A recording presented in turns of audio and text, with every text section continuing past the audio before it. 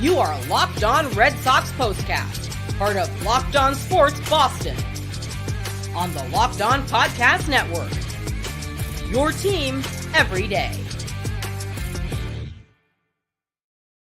Red Sox able to call it a comeback, and with that, they even up the series at Fenway against the best team in the National League, the Philadelphia Phillies. Red Sox 8-6 victory. Yes, they got a run. The Phillies got a run against Kenley Jansen in the ninth inning, but the Red Sox prevail 8-6. 13th comeback win of the season for the Sox. Bullpen, I was hoping to say outstanding. I'll give it a solid A- overall, but they did a terrific job in bailing out Nick Pivetta, and I'm going to say it. All right? I love the speed game. Absolutely love it. Welcome in, everyone. Locked On Red Sox POSTCAST. I'm Steve Lennox, longtime baseball play-by-play announcer, show host, who has called games from the Tokyo Dome. Yes, I'll pat myself on the back for that. Dodgers Stadium as well, Target Field, Kauffman Stadium, Jacobs Field, Globe Life in Arlington, and Granger Stadium in Kinston, North Carolina. Back at it with reaction for every Red Sox game on the Locked On Sports Boston YouTube channel, as well as the Locked On Red Sox podcast feed, which is free and available wherever you get your podcasts, and where Gabby Hurlbut provides her daily in-depth Sox content. Gabby does a terrific job on tonight's show, where we're going to delve in to the Red Sox getting the bats going with a big inning, and then after taking the lead, they were able to add on with a big fly as well. And the bullpen, again, helping to bail out Nick Pivetta. Our episode is brought to you by eBay Motors. From brakes to exhaust kits and beyond, eBay Motors has over 122 million parts to keep your ride or die alive. With all the parts you need at the prices you want, it's easy to bring home that big win. Keep your ride or die alive at ebaymotors.com. Eligible items only. Exclusions apply. eBay, guaranteed fit, only available to U.S. customers. Let's get into it. 8-6 the final. Red Sox pick up the victory against the Philadelphia Phillies. And for the first four innings, you're like, oh, go. Here we go.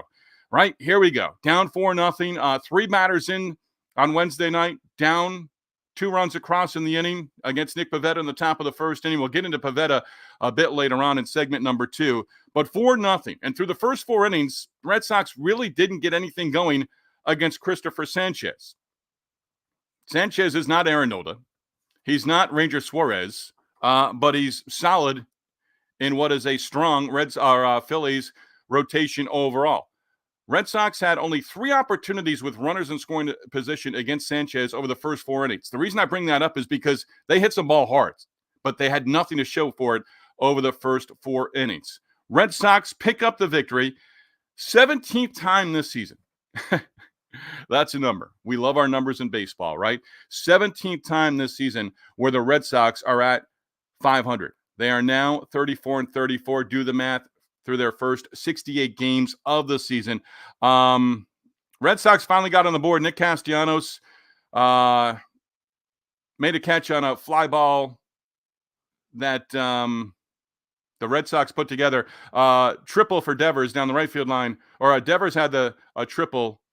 And I'm getting into here. Let's get this going here. Okay. Top of the 4th inning. I did want to bring this up. Nick Castellanos had a triple down the right field line. Rob Refsnyder gave it a great effort. Didn't come up with it.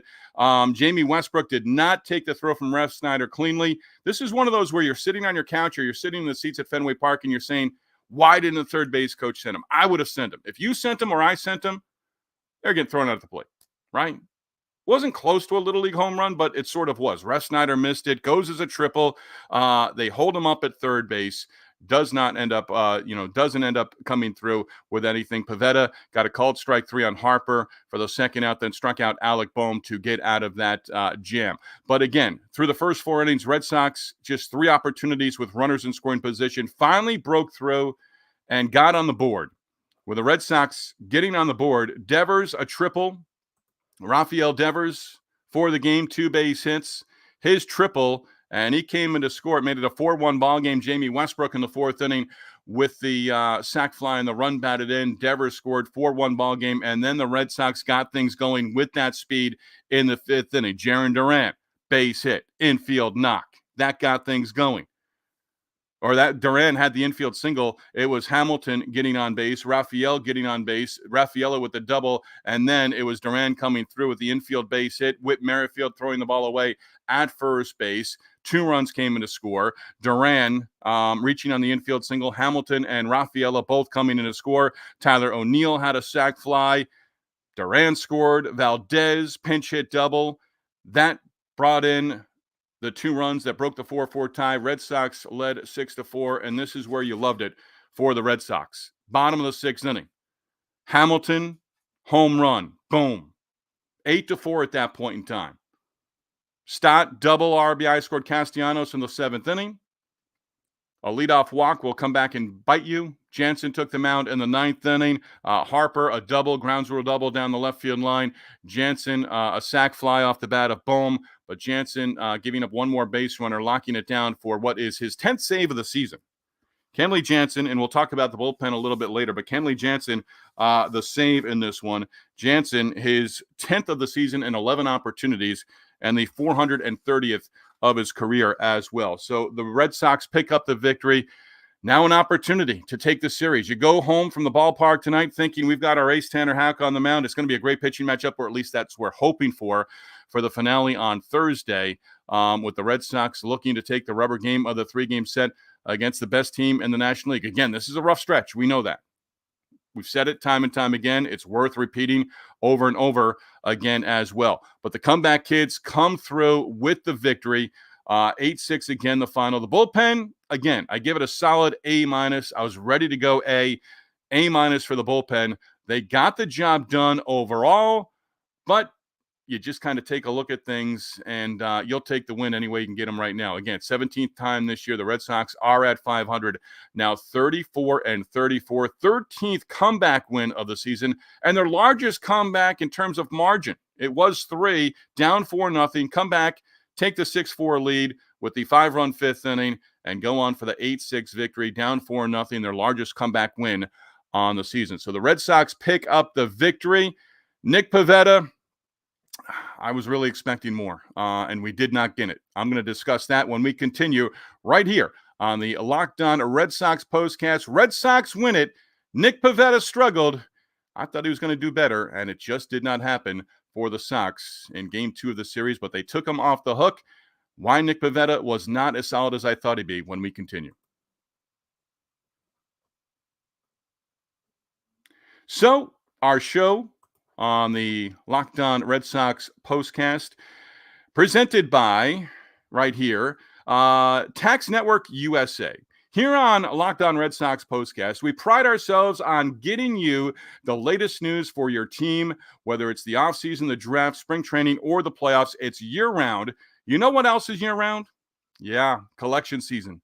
Just because tax season is over doesn't mean the IRS will stop coming after you for unfiled taxes. The IRS can garnish your wages, levy your bank accounts, and even seize your property. Don't let the IRS target you. Let the licensed professionals at tax experts at Tax Network USA go to bat for you. With over 14 years of experience, A+ rating by the Better Business Bureau, Tax Network USA has saved their clients over $1 billion in tax debt. Whether you owe taxes, have complicated matters that require tax planning, or finally hit the parlay this season and need help correctly filing, call 1-800-549-1000 or visit tnusa.com/lockedon. See the link in this episode description below. Again, the Red Sox pick up the victory against the Philadelphia Phillies, 8-6 the final from Fenway Park on Wednesday night, and the Red Sox now 34-34 on the season.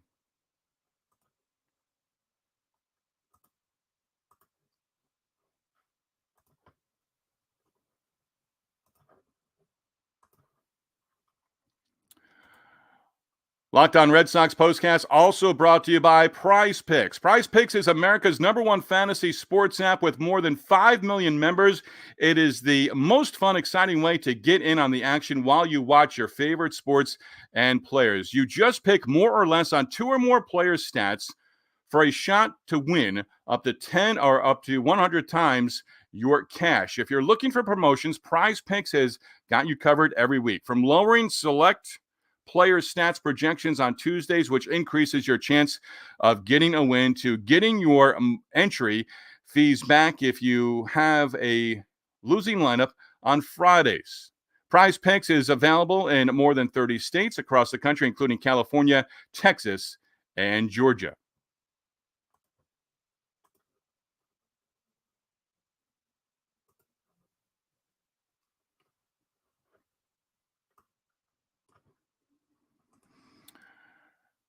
Again, Red Sox victorious 8-6 over the Philadelphia Phillies. Series even at a game apiece. Tanner Houck goes in the finale on Thursday night as the Red Sox look to take 2 of 3 from the Phillies, the top team in the National League, prior to welcoming the top team in baseball right now, the New York Yankees. Yankees and Orioles are just sort of running away with it in the American League Eastern Division. Not over for the Red Sox, but it is kind of over. We'll discuss that coming up. Nick Pivetta. Going through the day on Wednesday, I really thought Nick Pivetta, in looking at the matchup against Christopher Sanchez and the Phillies, I thought Pivetta was going to go out there and give a solid 6 innings. Didn't make it past 4.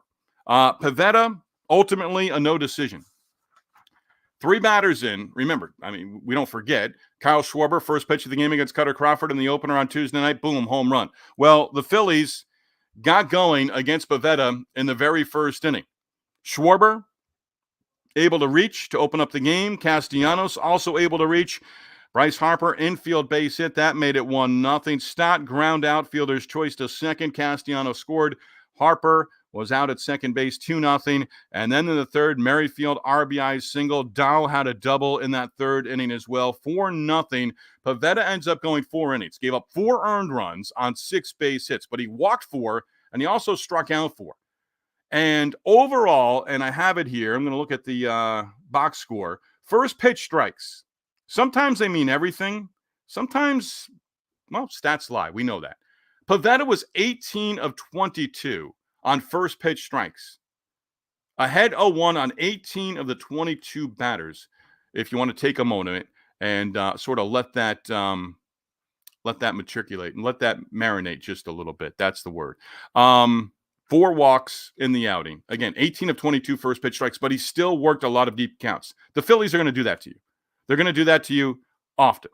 And I just thought Pivetta, really from the first inning on, again, 3 batters in, they had a lead. Harper, base hit, first 3 batters reaching in the inning, and it was 1-0. It was 2-0 after 1.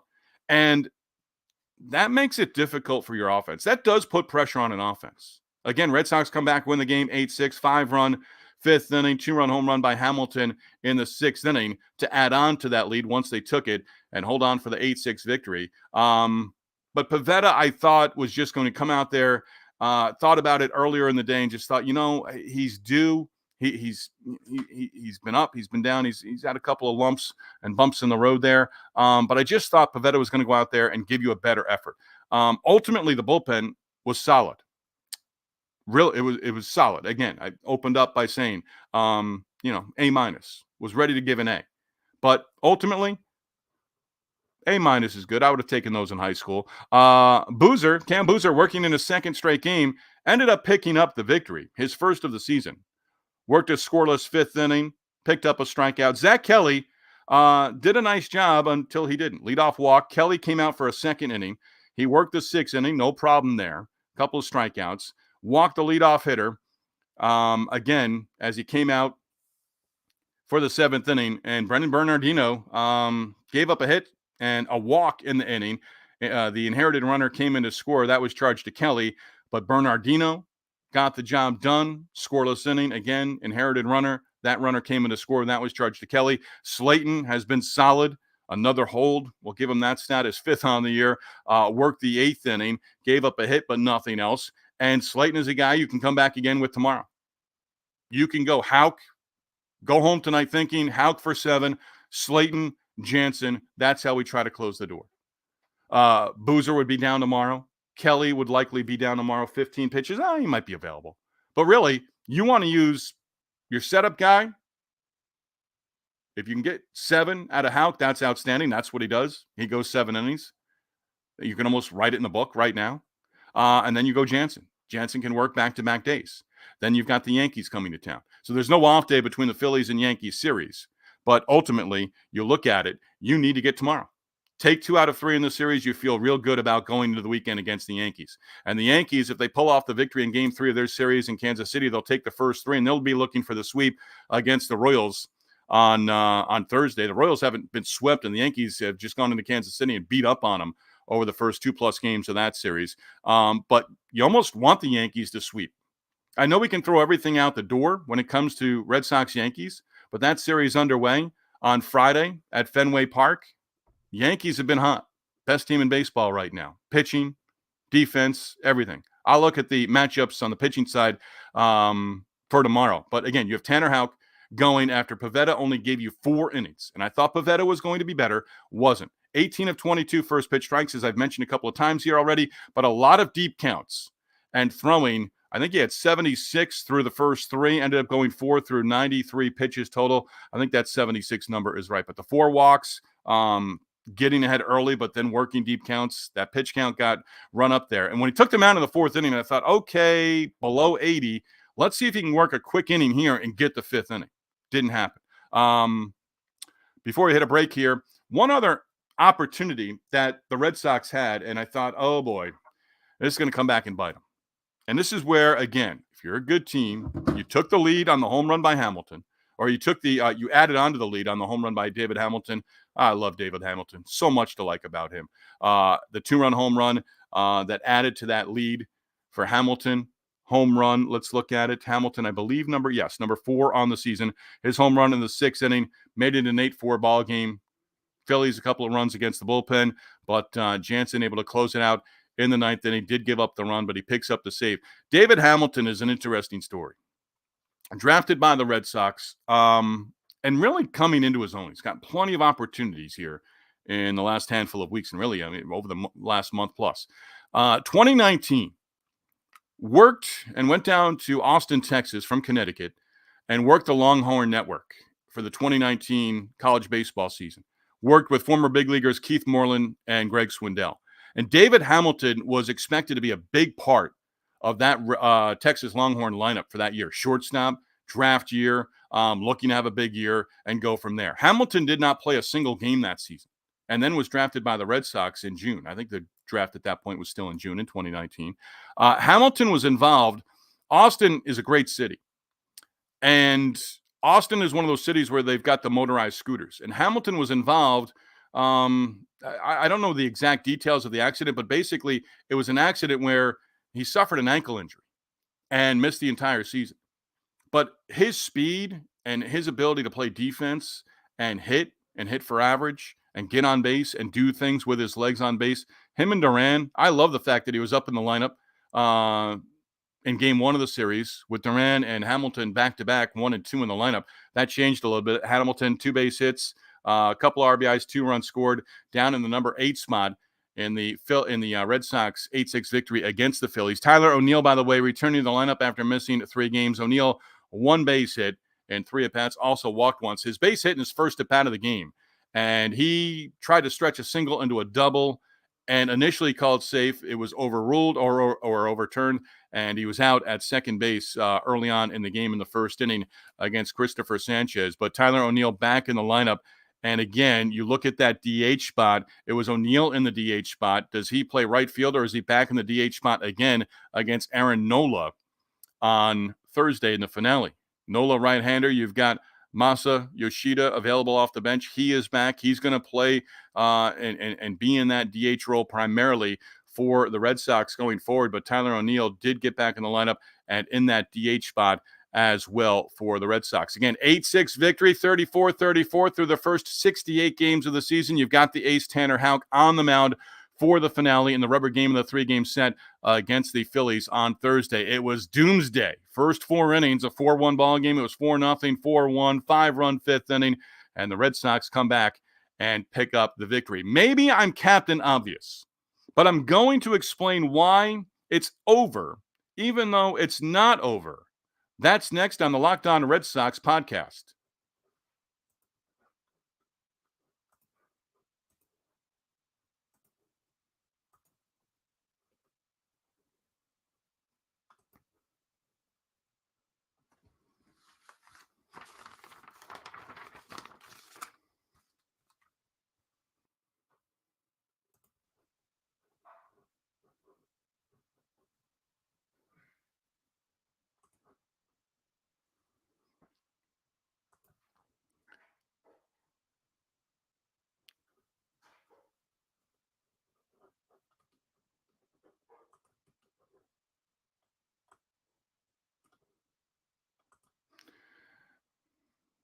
All right, we kind of call that a transition. It went a little bit longer than I wanted to on the loop, but Steve Lennox, Locked On Red Sox postcast. We are talking about the Red Sox 8-6 victory. We just started this up over the last couple of days.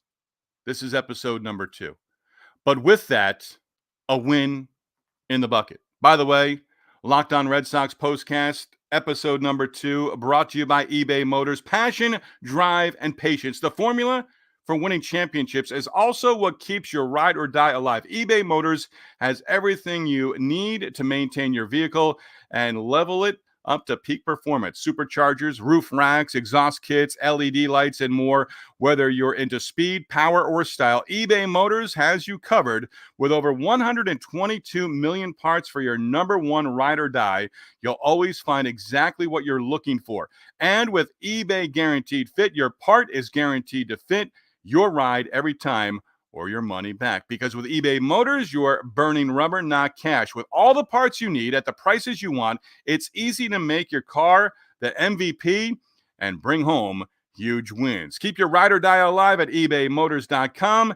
Eligible items only. Exclusions apply. eBay Guaranteed Fit only available to U.S. customers. Steve Lennox. Lennox on Baseball is the Twitter follow. If you want to follow us on the X, formerly known as Twitter, Lennox on Baseball, that's where it's at. And right here on the Locked On. And did we not do that right? All right, me. Let's put it up there for just a moment. eBay Motors. There we go. Won't read it again, but we do appreciate eBay Motors being a part of the Locked On Boston network and the Locked On Red Sox postcast as well. So we got that in there. Wrapping it up with our third segment here. And, well, it's over. All right. But it's not over. I'm going to tell you why right here. And this is Captain Obvious, all right? I'll throw that out there every once in a while. This is not a sponsored segment, but, the Captain Obvious is to say that the Red Sox are not going to win the American League Eastern Division. And we're past Memorial Day, so really starting to look at the standings around baseball, okay? You've got the Yankees and Orioles at the top of the AL East. Red Sox, Rays, Blue Jays, not going to happen. You're not winning the division this year. What does the division title even mean at this point in time? That's always open for debate. So you've got the Yankees and Orioles at the top of the division. You've got in the AL Central right now, you've got the Guardians and the Royals. Okay, so 2 of those teams are going to win the division. I think the other 2 that don't win the division in the AL East and the AL Central, they'll pick up the first 2 wild card spots. So it's over in terms of winning the AL East. Hey, if I'm wrong, I'll come back and say I'm wrong. No problem. You want me to say that in mid-September, late September? No problem. Red Sox win the AL East. It's going to take a couple of trades. It's going to bring Yoshida hitting right out of his shoes starting tomorrow if he's in the lineup in the series finale against the Phillies. But with that, the AL East division title right now, pipe dream. One of the top 2 wild card spots, also likely pipe dream. So really right now, and it's not over for the Red Sox, back to 500. You look at it, and people are talking more and more about it. And David Lorilla, who writes for Fangraphs and is a Boston guy for many years. I've known him for many, many years. David does a wonderful job writing. His Sunday Daily Notes are terrific. David responded to a post that I did on X today of, right now, there are only, I think, as of the start of play today, 11 teams above 500. No 500 teams prior to games getting underway this afternoon and tonight. Red Sox are back to 500. They're one of them, 34 and 34. Everyone else, there were 19 teams, including the Red Sox, under 500 at the start of play on Wednesday. You're right there. You are right there for that third wild card spot. Is that what you want to play for? No. No, it's not. You want to bring up the young talent from the minor leagues. You want to see those guys have success. You want to see the front office and the ownership group say, yes, go out and make a trade. Go out and make a big splash. Add something here. And I do think there is. And I was thinking it early on in the game when they were down 4-0. Maybe it's not a big splash, but make some sort of splash. Get something going. Get something going to at least let the guys in the clubhouse understand that you're fighting for them this year. That we believe, let's go for this. Let's win one of the wild card spots. Again, you can catch the Royals. I don't even know what the Royals' record is right now, but I think they've been 13 games over 500 this season. But the Red Sox right now, you're playing for that third AL wildcard spot. We're not even at the end of June. We're not even into Independence Day. And that's what you're playing for. But, boy, you got to come to the ballpark every single day right now thinking that that's a possibility, that you're right there. You want to pick those teams out right now? Let's go to it real quick. I don't do this multiple times a day, but let's just go for a moment and look at this, okay? Again, right now, conceding the top two wild card spots to the two teams who are there right now, the Orioles in the AL East and the Royals in the AL Central. Then you've got the Twins, the Red Sox, the Blue Jays who are behind the Red Sox. And I'm going to give you one. Now that the Red Sox are at 500, I can say this again. So you've got the Twins, 4 games over 500, okay? Big victory, put up 17 runs, 24 hits on Wednesday afternoon for Minnesota, okay? You're going to tell me in a race right now, Minnesota, Boston, Twins, Red Sox, the Red Sox aren't the better team over the course of 162? And then you go into the teams that are below 500. I've got a steadfast rule. I don't have many. I try to keep to this one. If you're below 500, I'm not talking about you in the postseason picture right now. I'm just not. So you got the Blue Jays, Tigers, Rays, Rangers, Astros. Come on. Really? I don't care if it's just the third wild card spot. I don't care if you're the number 6 seed, which drives me crazy now in baseball because we have seeds. Get there this year. It's right there in front of you. And I've said it before in the last couple of days, and I'll say it again. The Red Sox might even be that team. But a team below 500, very well. Maybe multiple teams in both leagues. Maybe multiple teams below 500 will make it to the postseason. It's absolutely out there. And then, as we say, roll the dice, see what happens. Again, 8-6 final. Red Sox victorious over the Phillies, come from behind fashion as they pick up the win. Aaron Nola, 8-2, 2.77 ERA. Phillies 11-2 in his 13 starts so far this season. He gets a start against Tanner Houck on Thursday in the rubber game of the 3-game set. Now, Nola, give you a couple of numbers. 1-1, 4 career starts against the Red Sox. Throw it out the window. But here's one for you. He's given up 11 home runs this season. And on 3 occasions, he's given up 2 home runs. So we'll see how that plays tomorrow. He has won his last 5 starts. And he's got 10 outings this season where he's given up 2 earned runs or less. And extra rest, he last pitched 7 scoreless innings in a shutout win against Milwaukee. That was last Wednesday. Tanner Houck, 6-5, 1.91 ERA. Can we say it right now? We'll just refer to him as All-Star Tanner Houck because he's going to be an AL All-Star. Tanner, by the way, turns 28 at the end of the month. He was terrific last time out against the White Sox, 7 innings. As I said earlier, he's a 7-inning guy. He's going to give you 7 innings, right? He is going to go out there and give you 7 solid innings, just like he did last time out when he struck out 9 against the White Sox. The Red Sox, I'd like to see this number better. So 9-5 better than 8-5. But right now, the Red Sox 8-5 in Houck's first 13 starts of the season. He has won his previous 4 outings. We'll see if he can get that going and continue that on Thursday as the Red Sox look to take the rubber game of the 3-game set from the best team in the National League. Want to stress that yet again, the Philadelphia Phillies. Our Locked On Red Sox postcast follows each and every Red Sox game for the remainder of the 2024 regular season. And as we just touched on, I gave you the path to the postseason.